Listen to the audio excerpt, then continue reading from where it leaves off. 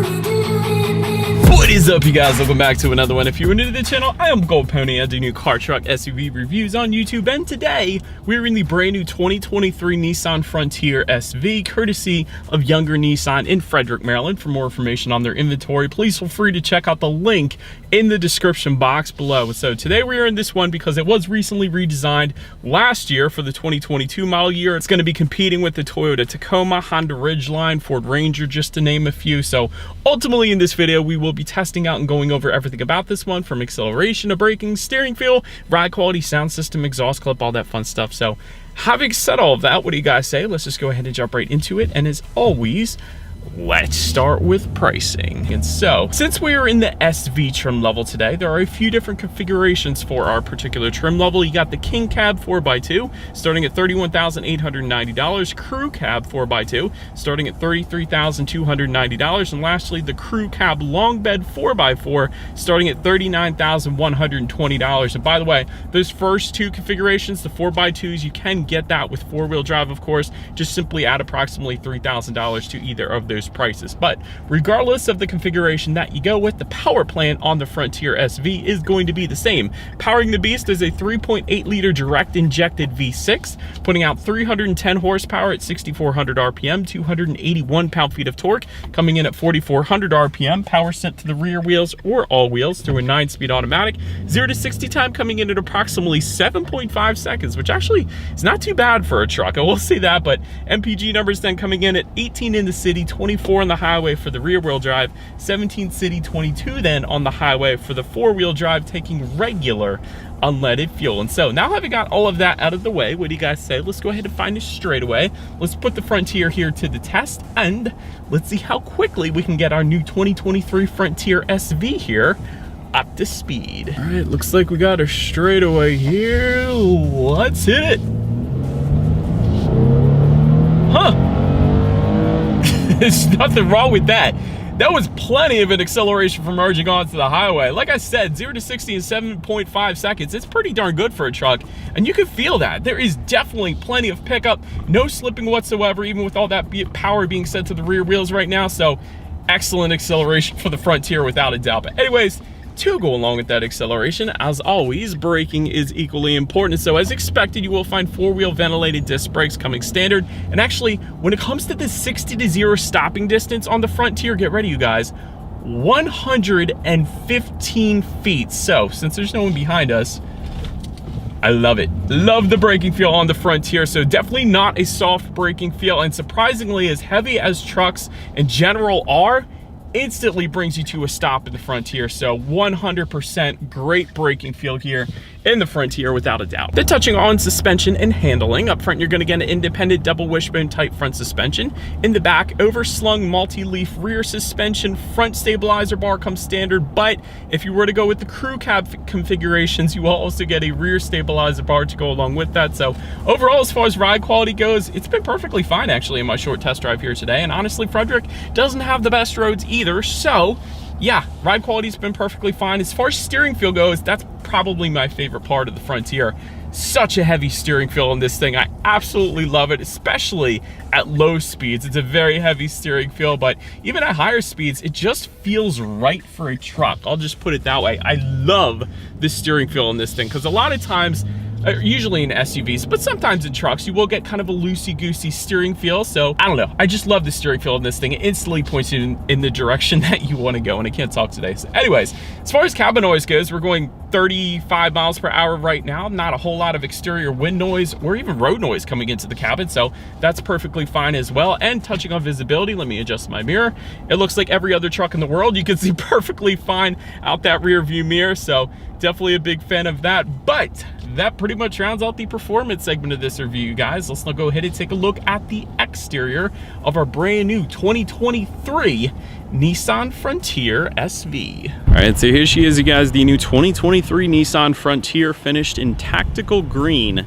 case you were curious of our exterior color name that we have on this one here today. So let's go ahead and get started with where this one is made. So taking a look at the VIN, the first character is the number 1, indicating that the Frontier is built and assembled in the US. So that is where this one is made. So that's pretty cool. But anyways, let's go ahead and start up front. Body colored front grille with the gloss metallic intersection. That's of course what you guys are looking at, and that's what comes standard on the Frontier SV. You do actually have some steel front skid plates down below, and that's going to come standard as well. Front tow hooks can be had with the crew cab long bed configuration, and they are available otherwise as well. They're still wrapped in plastic. This thing is so new right now.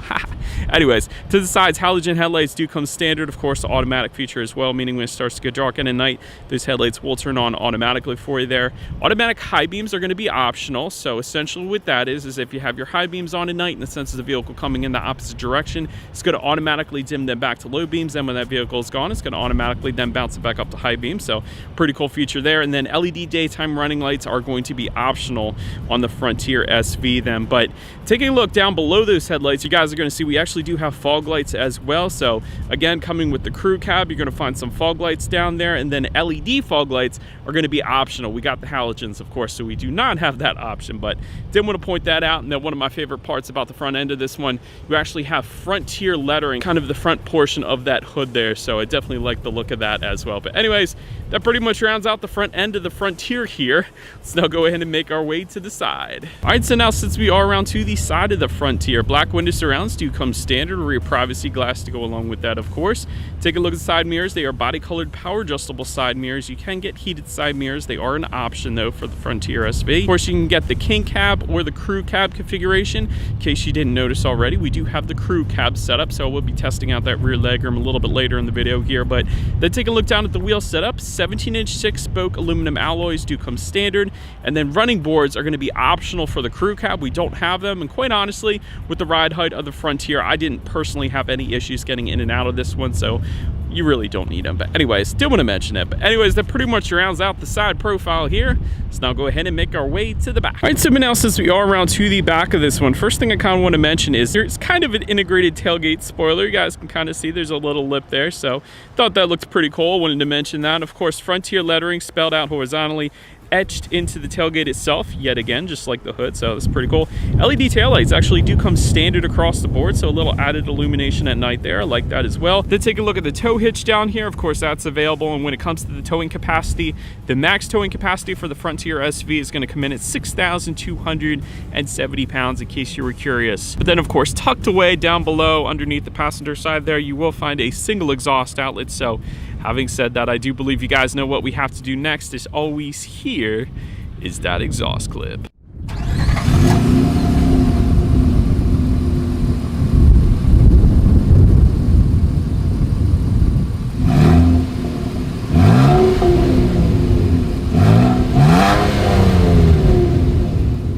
All right, so but now since we are around to the back of the Frontier, when it comes to opening that rear tailgate, it actually is a dampened tailgate, so it's not going to come flying down all in 1 second on you.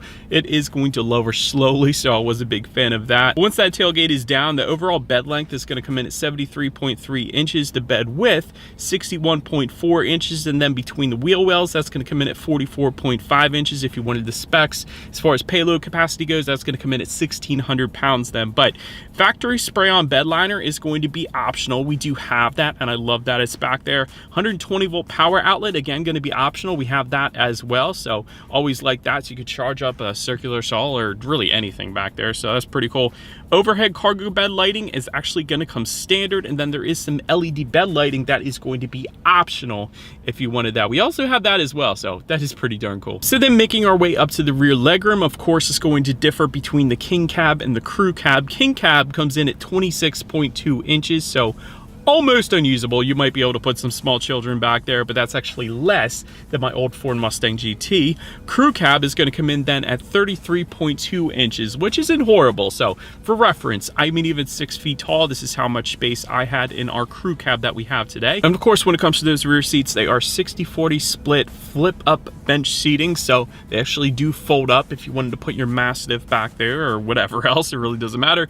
Rear center armrest with cup holders coming with the crew cab, so I can show that to you guys. And then there's also going to be a USB-A and USB-C charging port, and actually a 120 volt power outlet back there yet again, so that's pretty darn cool. And of course, If you go with the crew cab, not the King, but the crew cab, you will get a sliding rear window back there as well. But now, let's go ahead and make our way up to the front seats. Manually adjustable seating coming with the King cab. 6-way power driver's seat with 2-way power lumbar coming standard with the crew cab.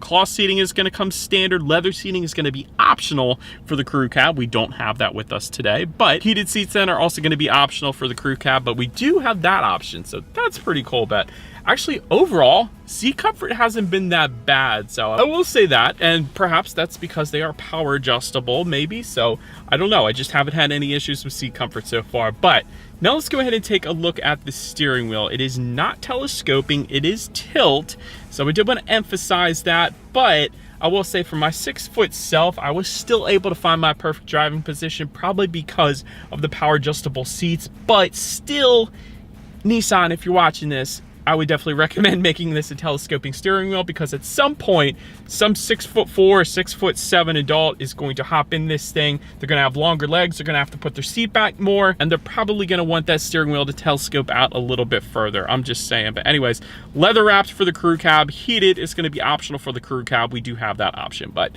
then make our way to the startup. Let me start by showing you guys the key here. All of your buttons are located on one side of the key. Got your Nissan logo at the top. The remote start, by the way, goes for $375, and then you got lock and unlock, but it is all keyless entry with a push button start. So all I'm going to do here is simply put my foot on the brake and press that black engine start button located just by the driver's right knee. And so once started up, tachometer is all the way to your left, speedometer is on your right. There is a relatively large digital display front and center to control what is on that digital display. There are steering wheel mounted controls found on the left side of the steering wheel, giving you things like a digital speedometer, how many miles you have left until you hit empty. There's your outside temperature, of course.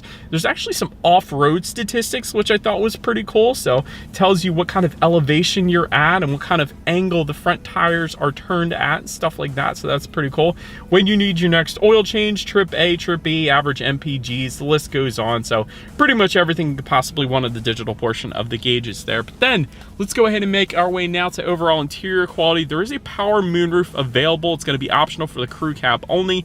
Home light controls are available for $110 if you wanted those. Dual zone climate control is going to come standard on the crew cab only, so both driver and passenger can set their own temperatures there. Wireless phone charger is going to be optional on the crew cab, and that more than likely is going to be located in front of the shifter, although in our case, we just have some rubberized storage, probably to put yourself in there still nonetheless, so that's pretty cool. But anyways, to the right of the shifter, you got a couple cup holders, more rubberized storage behind that. Within the center armrest, you actually have some little cutouts for pens and stuff, and actually a decent amount of storage in there, so didn't mind that. But overall, everything is finished pretty much on the basic side of things. It's to be expected. I do like this kind of rubberized storage, though, just above the infotainment screen up top here. That's pretty cool. I didn't expect to see that. There actually is an overhead sunglass holder up there as well, so it's very functional, I'll put it that way. But now let's go ahead and make our way to that infotainment screen I just mentioned. 8-inch color touchscreen display does come standard. Bluetooth and audio streaming as well. Android Auto, Apple CarPlay. Factory navigation system is going to be optional. And of course, you can check out your radio information up there as well. And so, when it comes to the sound system, 6 speakers is going to come standard, but there is a premium package that will give you a 10-speaker Fender sound system that we do not have with us here today. So having said that, what do you guys say? Let's go ahead and turn on the radio, see what we got playing today, and let's test out our 6-speaker sound system that we have with us here today. Don't you know we took a big step forward? All right, so little bit more bass than I expected. Clarity, it sounded like a 6-speaker sound system. I'll just put it that way. Not the best when it comes to clarity, but more bass than I expected. I'll put it that way. It's 6 speakers. If you wanted a better sound system, I like that Nissan allows that to be available with the Fender sound system. But anyways, last thing I wanted to mention to you guys on the infotainment screen is when you do put the Frontier in reverse, you will find a rear view camera coming standard across the board, which is always going to lead us into safety. And so to start, front side curtain airbags do come standard. Driver and passenger knee airbags up front as well. In the back, you're going to have latch, aka lower anchors and tethers to children for the rear car seats. For your child door locks, tire pressure monitoring system. But then I did want to mention a package option called a technology package. It is for $990. That is an option that gives you all the advanced safety, essentially, including lane departure warning, blind spot warning, rear cross traffic alert, a rear sonar system, rear automatic braking, high beam assist, and adaptive cruise control then as well. So overall, when it comes to my final thoughts on the Frontier here, nice design. Like I said last year, I do like the redesign. It was well overdue for a redesign. It looks a heck of a lot better now. Love the steering feel. This is probably probably my favorite part, my most memorable part of the Frontier. It's such a heavy steering feel, which I personally prefer. So also brilliant braking for a truck. I'm just gonna say that usually when I ramble off the 60-0 numbers, if I say 115 feet, I'm usually driving a sports sedan or something like that. So to find that on a truck is pretty ridiculous. So big fan of the very firm braking feel that instantly brings you to a stop here. As far as constructive criticism goes, I'll give it two things. So telescoping steering wheel is definitely a necessity in my personal opinion. I think just most vehicles out there, if 99% of them have a telescoping steering wheel, unless it's like, I don't know, a budget car or something like that. So I definitely recommend that, especially with trucks, because a lot of times you're gonna have taller individuals that are gonna need that telescoping steering wheel. But also interior quality is definitely on the basic side of things. Wouldn't have minded if they made it, I don't know, just a little bit more special. So just around the shifter and the cup holders, for example, it's just kind of this matte black plastic. Even if they put a design to that and still kept it plastic, but just put a design, I think that would make so much of a difference in my personal opinion. But anyways, let me know what you guys think of the Frontier in the comments section below. And that is about it for this one, you guys. Thank you so much for watching. Feel free to follow me on social media at the bottom of the screen if you want to see what's coming next on the channel before it gets to YouTube. Be sure to hit the subscribe and the bell notification button if you're into new car reviews. That is what we do here on this channel after all. Do appreciate you guys watching more than you know, and I will see you guys all in the next video. Stay gold.